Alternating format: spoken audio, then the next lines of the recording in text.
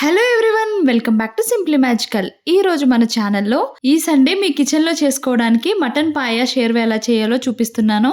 ఈ మేకకాల పులుసుని ఎలా చేసుకోవాలో మీకు క్లియర్ గా చూపిస్తాను. చాలా టేస్టీగా ఉంటుంది. మిస్ అవ్వకుండా వీడియో మొత్తం చూడండి.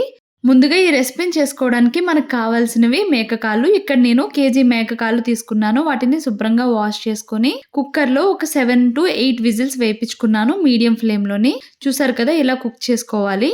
ఇందులో నేను 1 tablespoon ginger garlic paste, 1 tablespoon కారం, 1 గ్లాస్ వాటర్, 1 టీ స్పూన్ పసుపు వేసుకొని కుక్కర్లో విజిల్స్ వేయించుకున్నాను. చూసారు కదా, బోన్ కి పక్కనున్న కండ కూడా ఇలా మెత్తగా ఉడుకుపోవాలి, అప్పుడే బాగుంటుంది.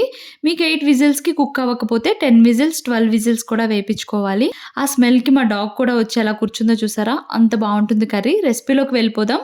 ఫస్ట్ గా కడాయి పెట్టుకొని అందులో ఆయిల్ వేసుకొని ఒక 3 మీడియం సైజ్ ఆనియన్స్ తీసుకొని ఇలా ముక్కల్లా కట్ చేసుకొని వాటిని మెత్తగా అయ్యేంత వరకు మీడియం ఫ్లేమ్ లో మగ్గించుకోండి. ఇప్పుడు ఇందులో 6 పచ్చిమిర్చిల్ని పొడుగ్గా కట్ చేసుకొని యాడ్ చేసుకోండి. అలానే 3 టేబుల్ స్పూన్ సాల్ట్ కూడా యాడ్ చేసుకోండి. మీ టేస్ట్కి తగ్గట్టు సాల్ట్ని అడ్జస్ట్ చేసుకోవచ్చు.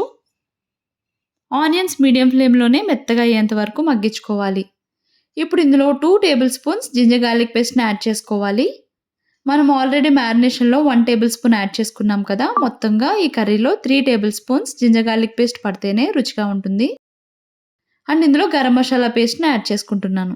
మీ దగ్గర గరం మసాలా పౌడర్ ఉంటే 1.5 టేబుల్ స్పూన్ని యాడ్ చేసుకోండి. ఈ గరం మసాలా పేస్ట్లో నేను 3 లవంగాలు, 2 ఇలాచి, చిన్న దాల్చిన చెక్క ముక్క, 1 టేబుల్ స్పూన్ ధనియాలు, 1/2 టేబుల్ స్పూన్ జీలకర్ర వేసుకొని మెత్తని పేస్ట్లా గ్రైండ్ చేసుకొని ఇందులో యాడ్ చేసుకున్నాను. మీ దగ్గర ధనియా జీరా పౌడర్ సెపరేట్గా వేసుకుంటానంటే 1 టేబుల్ స్పూన్ వేసుకోండి. కానీ అప్పటికప్పుడు నేను చూపించినట్టుగా ఏ కర్రీలోనైనా సరే ఇలా గరం మసాలా పేస్ట్ చేసుకొని వేసుకున్నారంటే ఆ టేస్టే వేరేగా ఉంటుంది. ఈసారి ఇలా ట్రై చేయండి, తప్పకుండా మీకు కూడా నచ్చుతుంది.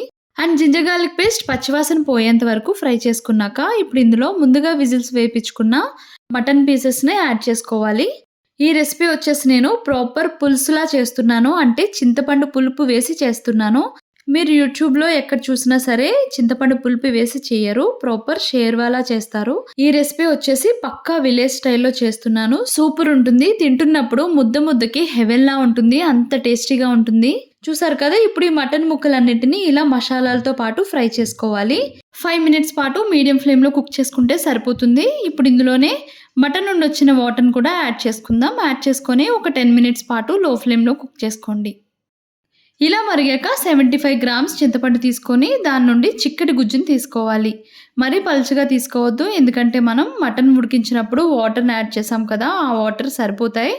మరీ పలుచగా అవ్వకుండా చూసుకోండి. ఈ కన్సిస్టెన్సీ ఉండేలా ఉంటే సరిపోతుంది. ఇప్పుడు ఇందులో కొంచెం కొత్తిమీర వేసుకొని కాసేపు మరిగించుకుందాం.